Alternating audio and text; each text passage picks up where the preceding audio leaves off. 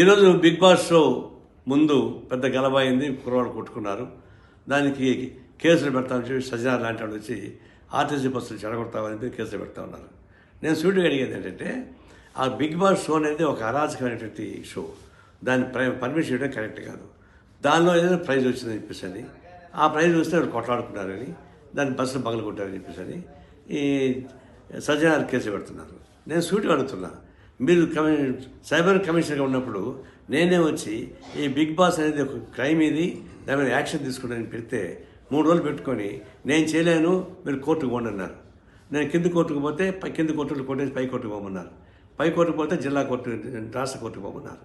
ఆ విధంగా police department భయపడే, కోర్టులు భయపడే.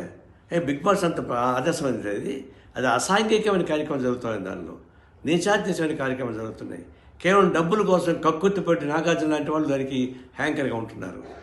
బీజేపీ ఒకవైపున మేము హిందూ ధర్మశాస్త్రం అని చెప్పేసి అని మరి మా భారతీయ సంస్కృతి అంటున్నారు. ఇది భారతీయ సంస్కృతిలో భాగమైంది.